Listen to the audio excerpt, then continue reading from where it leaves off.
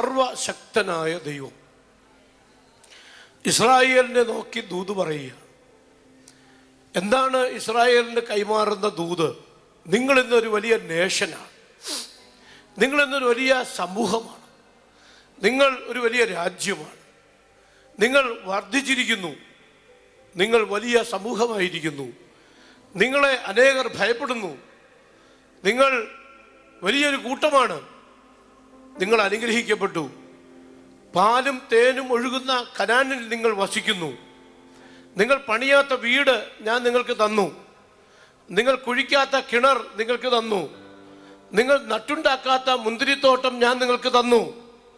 Hello, അനുഭവിച്ച ദൈവമക്കളുണ്ട്, സ്തോത്രം പറഞ്ഞോണം. Hallelujah. അപ്പൊ ഇതൊക്കെ ഞാൻ നിങ്ങൾക്ക് തന്നു, എന്നാൽ ഇന്ന് നിങ്ങൾ എവിടെയായിരിക്കുന്നു? ആമേൻ. ദൈവം അവരോട് പറയുകയാണ്, നീതിയെ പിന്തുടരുന്നവരും യഹോവയെ അന്വേഷിക്കുന്നവരുമായുള്ളവരെ എൻ്റെ വാക്ക് കേൾപ്പീൻ.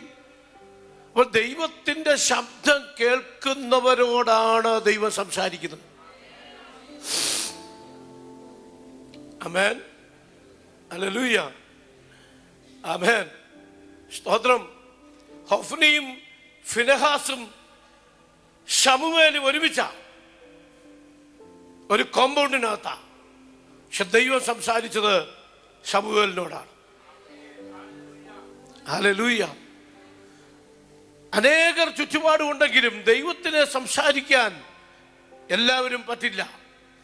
ദൈവത്തിനു വേണ്ടി തുറക്കപ്പെട്ട ഒരു കാതുണ്ടെങ്കിൽ ദൈവം അവരോട് സംസാരിക്കും. പലരും എന്നോട് പറയണ്ട, പാസ്റ്ററെ എന്നോട് ദൈവം സംസാരിക്കട്ടെ, ഞാൻ ഇറങ്ങാം.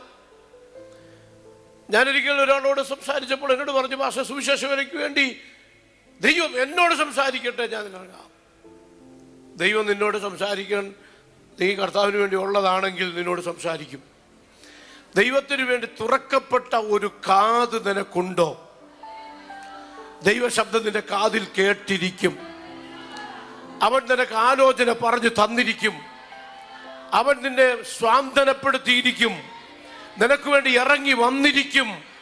ഇന്ന് പകൽക്കാലം ദൈവം നിന്നെ കണ്ടിട്ടുണ്ടെങ്കിൽ, ദൈവത്തിന് നിന്നൊക്കെ സ്നേഹമുണ്ടെങ്കിൽ, നിന്നോട് സംസാരിക്കുന്ന ഒരു ദൈവമുണ്ട്. അത് വിശ്വസിക്കുന്നവർക്കായി ഞാൻ ദൈവത്തെ സ്തുതിക്കുന്നു.